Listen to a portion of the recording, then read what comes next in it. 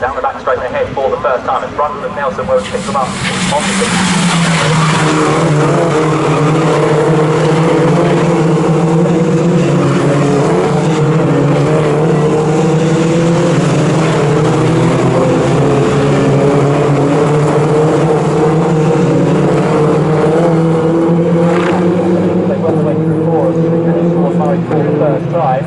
Substantially less lead now, as we said, between the top two. Third place is still that car which started on the outside. And alongside, as they come to the line, Lewis Brown's going to get the lead on the race. Right drag from Murray's corner. So just what Sam Weller did at the start has now been handed to Lewis Brown to get the run up towards the first corner. Before they even get there, the lead is back in the hands of Lewis Brown. So really good run from the final corner. So it's now the lead in the hands of our pole sitter Lewis Brown. Under attack for second place is Sam Weller now from Max Bird in car number 44. So it's now 3 for the lead of the race here. This is fantastic action from the mini challenge to get the day underway. With a bit of a squeeze here on the exit of the corner as well from the first lap leader, Sam Weller. He's now going to be pushed down to third place because Max Bird has also found his way through. Oh no, not quite. He's been pushed wide there at Palmer. So Sam Weller holds on to second. Max Bird is third. Jack Davidson across the line was in fourth place, and Dan Zelos rounded out the top 5 in car number 45. But straight away, it does now mean that a slight gap is being formed by Lewis Brown with all the battling that's happening behind. Unfortunately, Matt, Robbie Dalglish's car has had to pull off into the paddock after that problem at the start of the before the race got underway. It was a drive shaft issue, wasn't it? But he's gone into the paddock now. Thanks very much, Adam, for that update. So, unfortunately, Robbie Dalglish is not going to be able to get into this race. And unfortunately, apologies for this, we do have a lot of awnings in the outer paddock, which does kind of hamper our view. But we can now see on that first lap, 2 cars, by the looks of things, have come together. They've stopped on the exit of Agostini. Those 2 cars being number 7 first off.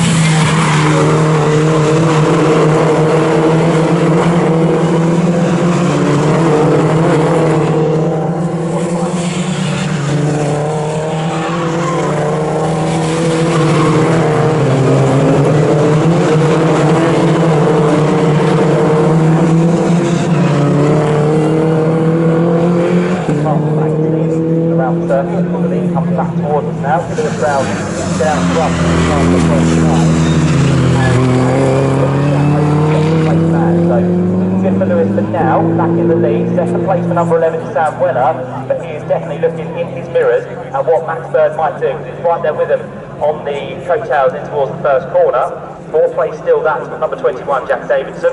Fifth place, number 45 is Dan Zelos. And Isaac Smith hasn't made a bad start either. He runs there in 6th position. He's the first of the graduates as well, just ahead of Ethan Hamilton in car number 23. Brad Hutchinson, Bradley Gravett, and number 66, Ronan Pearson, round out your top 10 at the end of that second lap. A couple of drivers playing catch up there across the line, one of those being Max Coates. So one of those we were expecting to make progress, in fact has not gone anywhere from pretty much the back of the grid. So I'm just wondering if Max was possibly involved in the skirmish that happened on that first lap round of Agostini. We've got double wave yellows now on the exit of Palmer corner, and that would potentially be for those 2 cars stranded on the exit of Agostini. In fact, no, we've got another one. The cameras pan and we pick up number 47. So that's now come to a halt on the inside of the exit of Palmer. Get my drift there.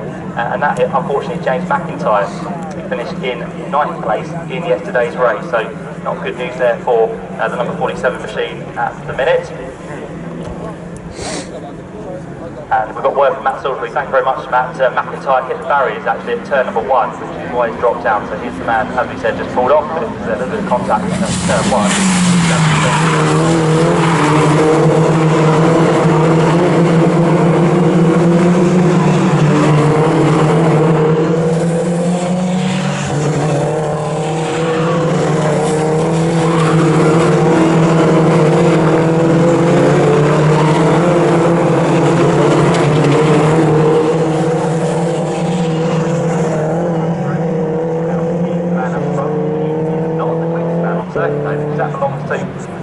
In car number 66, so the man down in 10th place trying to make progress, but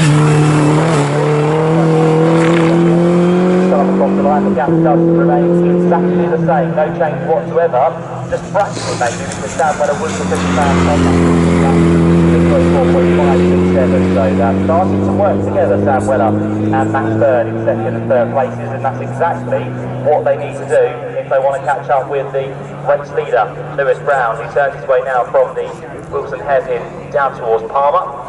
Jack Davidson is again another man looking in his mirrors, because we've got Dan Zelos, who is threatening to make a move before too much longer. He's got a good run through the first couple of corners. He's still right with the fourth place man as they now work their way in towards Agostini, but that will not be an overtaking position still on this track, because we have the two cars on the exit, so yellow flag still waves. So that has taken away effectively one of the key overtaking places on the track, which will be a little bit infuriating for some drivers. Max Coates has just come through in sort of isolation across the start-finish line, and not going very quickly either. Didn't sound too healthy as well, did it? Did it? No. So a real problem for Max. As we said, he didn't have a good race yesterday. That does always put you on the back foot for race number 2 with your finishing positions determining the grid. But again, it sounds like the off-song Max Coates will not be a finisher in race number 2. So that he's heading towards the pit lane before too much longer.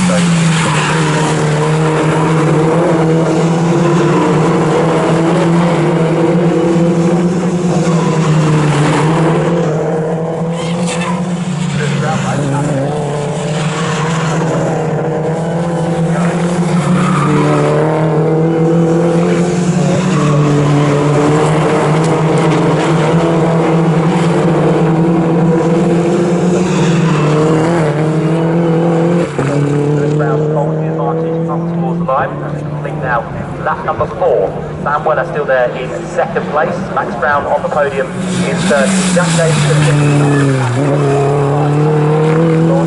but again down Zelos, he's got the run, but he's not quite close enough to make any moves in towards the first corner, so he'll try again, possibly on the run from Wilson down towards Palmer, but as we said, with an overtaking opportunity now pretty much gone at Agostini, they're going to have to try and find somewhere else to make those moves. Although saying that, I think the yellow flags are now just being retracted. No, they're still there actually. You can see the marshal now starting to wave them as the cars head towards that part of the circuit. So yeah, you have to try and think where else you can possibly make a move. Maybe somewhere a little bit different. The mind of the drivers now as they head around and almost complete half-race distance with just over 9 minutes gone.